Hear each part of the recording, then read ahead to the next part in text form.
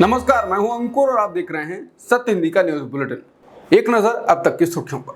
लोकनीति CSDS ने सर्वे किया है जिसको द हिंदू ने छापा है। सर्वे में सवाल पूछा गया कि लोकसभा चुनाव में किसे वोट देना है। इस बारे में अंतिम फैसला लेते समय आपके लिए कौन सा सबसे बड़ा मुद्दा होगा। इसके जवाब में 27% लोगों ने कहा कि बेरोजगारी सबसे बड़ा मुद्दा होगा। 23% ने कहा कि महंगाई बड़ा मुद्दा होगा। विकास के पक्ष में 13% लोग रहे। 8% ने कहा कि भ्रष्टाचार बड़ा मुद्दा होगा और 8% ने ही कहा कि राम मंदिर मुद्दा रहेगा। सिर्फ 2% ने कहा कि हिंदुत्व मुद्दा रहेगा। इंडिया इंटरनेशनल इमेज के पक्ष में 2% लोग रहे और रिजर्वेशन को 2% ने मुद्दा माना। 6% ने कहा कि उन्हें पता ही नहीं है।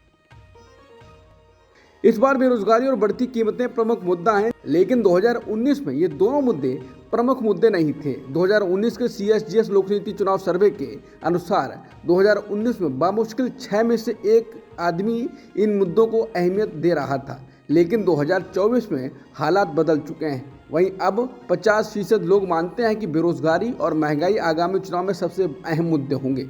कुल मिलाकर बीजेपी को उम्मीद है कि राम मंदिर की लहर के चलते वो भारी बहुमत के साथ लगातार तीसरी बार सरकार बनाएगी। ऐसे में ये सर्वे बीजेपी के लिए परेशान करने वाला हो सकता है। CSDS लोकनीति के सर्वे में 2/3 से ज्यादा लोगों ने माना कि पहले की तुलना में अब नौकरी हासिल करना मुश्किल हो गया है। शहरी पुरुषों में इसकी संख्या ज्यादा है। 3/4 लोग बेरोजगारी के लिए केंद्र सरकार को जिम्मेदार मानते हैं। 2/3 लोग मानते हैं कि पिछले 5 साल में महंगाई बढ़ी है। ग्रामीण इलाकों के गरीब लोग इससे ज़्यादा प्रभावित हैं, जबकि शहर के मध्यम वर्ग और संपन्न वर्ग में इसका ज़्यादा असर नहीं है। अधिकतर लोग महंगाई बढ़ने के लिए केंद्र सरकार को जिम्मेदार मानते हैं। CSDS के सर्वे के अनुसार नौकरी मिलने में मुश्किल की चिंता मुसलमानों, अन्य पिछड़ा वर्ग और अनुसूचित जाति और जनजाति के लोगों में अधिक पाई गई। वहीं जिन लोगों ने कहा कि नौकरी मिलना आसान है, उनमें 17% अग्रणी जाति के हिंदू शामिल थे। वहीं सर्वे में शामिल 71% लोगों ने बीते सालों में महंगाई बढ़ने की बात भी कही। कांग्रेस महासचिव KC वेणुगोपाल ने कहा है कि चूंकि चुनाव प्रचार तेज हो गया है, पूरे भारत में हमारी संभावनाएं बेहतर हो रही हैं। हमें रिपोर्ट मिल रही है कि कांग्रेस और इंडिया गठबंधन अच्छा प्रदर्शन कर रहे हैं। अब लोगों को बीजेपी के जुमले का एहसास हो रहा है। सरकार से लोग जो उम्मीद कर रहे थे वो पूरी नहीं हुई है।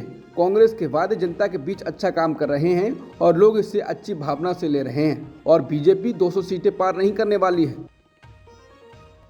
इस साल अप्रैल मई महीने में भारत से करीब 6000 मजदूर इजरायल जाएंगे। इस बारे में इजरायल के प्रधानमंत्री दफ्तर की ओर से जानकारी दी गई है। अक्टूबर 2023 से गजा पर इजरायली हमलों के कारण इजरायल कामगारों की कमी की समस्या से जूझ रहा है। संघर्ष शुरू होने से पहले फिलिस्तीनी क्षेत्र से काफ़ी संख्या में लोग इजरायल काम करने जाते थे। उसी कमी को दूर करने के लिए भारत से मजदूर भेजे जा रहे हैं। गवर्नमेंट टू गवर्नमेंट समझौते के तहत भारत से मजदूर इजरायल भेजे जाएंगे। मुख्यमंत्री ममता बनर्जी ने कहा है कि वो किसी भी हालत में पश्चिम बंगाल में CAA, NRC और समान नागरिक संहिता यानी UCC नहीं लागू होने देंगी। वो कोलकाता के रेड रोड इलाके में ईद की नमाज के लिए जुटे लोगों को संबोधित कर रही थी। PM मोदी ने चीन से विवाद को लेकर अपनी बात रखी है।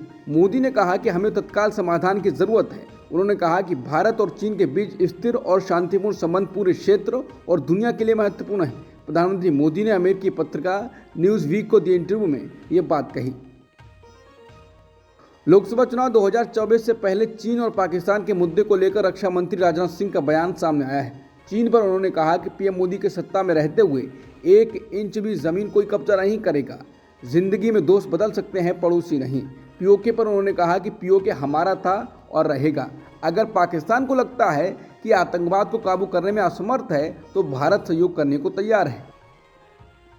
इलेक्ट्रिक कार बनाने वाली कंपनी टेस्ला और रॉकेट लॉन्च व्हीकल बनाने वाली कंपनी SpaceX के मालिक एलन मस्क ने कहा है कि वो प्रधानमंत्री मोदी से मुलाकात करने वाले हैं। सोशल मीडिया साइट X पर उन्होंने एक पोस्ट कर इसकी जानकारी दी। उन्होंने लिखा, देश के प्रधानमंत्री मोदी से मिलने के लिए मैं उत्सुक हूँ।